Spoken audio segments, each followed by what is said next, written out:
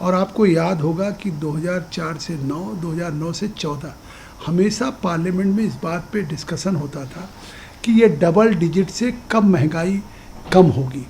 और महंगाई और भ्रष्टाचार दो महत्वपूर्ण ऐसे थे जिसके नाते आज कांग्रेस यूपी की सरकार गई। और जब 2014 में हमारी सरकार आई तो पूरे भारत ने नहीं, पूरी दुनिया ने माना कि जो 13% महंगाई थी वो 2014 से 2020 तक 5% थी। आज पूरे दुनिया में कोरोना की एक वैश्विक चुनौती है। हमने लगातार प्रधानमंत्री गरीब कल्याण योजना में लाखों करोड़ का पैकेज दिया है। निश्चित तौर से देश को सभी को हम कोविड का निःशुल्क वैक्सीन दे रहे हैं। उसमें भी 5 से जो आप कह रहे हैं 6.5% बढ़ा है। तो आज भी हमारी सरकार ने महंगाई पे नियंत्रण किया है और महंगाई पे आगे भी नियंत्रण करेगी। लेकिन सर आपने जो ट्वीट करके और क्रिटिसाइज किया इस पूरे मामले को, उन्होंने कहा है कि जो इन्फ्लेशन रेट है उन्होंने कहा 6.3%। उसके बाद उन्होंने जो आंकड़े गिनवाए हैं कि जो खाने पीने की चीज़ें हैं उसमें दाल की महंगाई दर 9.39% है और जो एडिबल ऑयल्स हैं उनकी कीमतें जो 30% इन्फ्लेशन उन्होंने बताया है। तो ये जो चीज़ें उन्होंने बताई हैं, निश्चित तौर पर हम देख भी रहे हैं कि मार्केट में अगर मस्टर्ड ऑयल खरीदने जाएं तो उसकी क्या कीमत है। तो ये भी तो एक सच्चाई है ना सर। मैं समझता हूँ कि चिदम्बरम जी को पहले कांग्रेस यूपी की सरकार में वित्त मंत्री रहे, उनको अपने ज़माने में जिस तरह से चाहे एडिबल ऑयल हो या एसेंशियल कमोडिटीज़ हो या बाज़ार में महंगाई हो, उस महंगाई के बारे में बताना चाहिए। आंकड़े 13% महंगाई थी उस समय।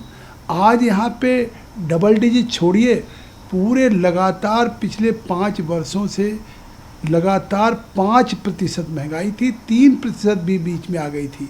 और आज भी महंगाई निश्चित तौर से नियंत्रण में है। ये जो चीज़ें हैं ये तात्कालिक रूप से है, क्योंकि जिस तरह से कोरोना की एक चुनौती थी, लॉकडाउन था, लेकिन आप देखते होंगे कि मार्केट का प्रवाह मोदी सरकार ने हमेशा बनाए रखा।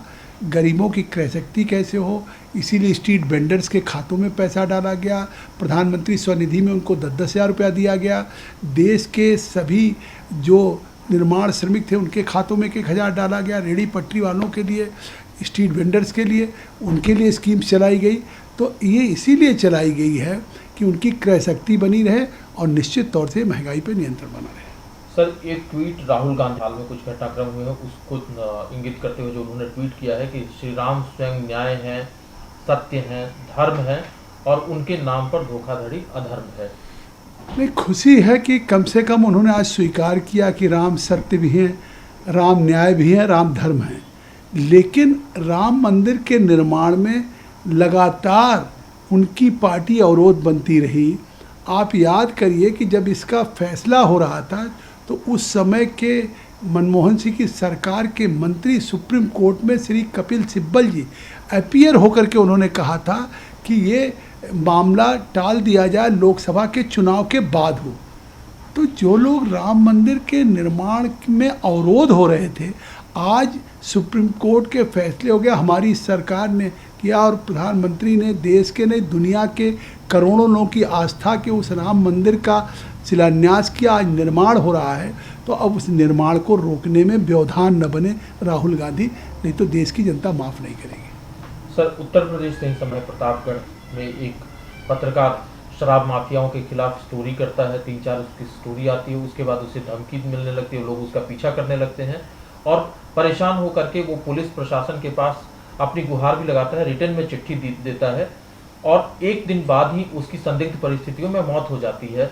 कौन जिम्मेदार है और क्या कहेंगे सर इस घटना पे? एडीजी स्वयं घटनास्थल पे गए हैं, प्रयाग जोन के मिस्टर मीना, और उन्होंने कहा कि ये दुर्घटना है या हत्या है, इसकी पूरी जांच होगी। निश्चित तौर से अगर हत्या है तो जो भी दोषी लोग हैं उनके खिलाफ हमारी सरकार सख्त से सख्त कार्रवाई करेगी। लेकिन सर 4.5 साल के करीब होने को है योगी सरकार को। 4.5 साल में योगी सरकार ने सबसे काम गिनवाया है कि कानून व्यवस्था को हमने चुस्त दुरुस्त किया है और उसमें अगर इस तरह की घटना होती है तो निश्चित तौर पर सरकार पर तो सवाल उठेंगे ना। सरकार ने, आप याद करिए, थानों में हत्याएं होती थी समाजवादी की सरकार में, कोई सुरक्षित नहीं था सड़कों पे। आज मैं समझता हूँ दुनिया में, देश में, आज उत्तर प्रदेश की जो कानून व्यवस्था है, क्राइम जीरो टॉलरेंस है, या तो अपराधी जेल में है या तो उत्तर प्रदेश छोड़ के चले गए। और आपने देखा होगा जिस तरह से अपराधियों के खिलाफ चाहे इनकाउंटर हुए हों, चाहे उनकी संपत्तियां जब्त हुई हों, और कहीं भी योगी सरकार ने कानून व्यवस्था पे निश्चित तौर से कोई कंप्रोमाइज़ नहीं किया। और जो भी अपराधी दोषी है उनके खिलाफ सख्त से सख्त कार्रवाई है। और आज ये नहीं, प्रदेश में सभी को है इस घटना में इसकी जांच हो रही है। निश्चित तौर से दूध का दूध पानी का पानी होगा, और पत्रकार हमारे लिए या उनकी सुरक्षा का निश्चित तौर से इसमें जो दोषी हैं उनके खिलाफ सरकार सख्त कार्रवाई करेगी।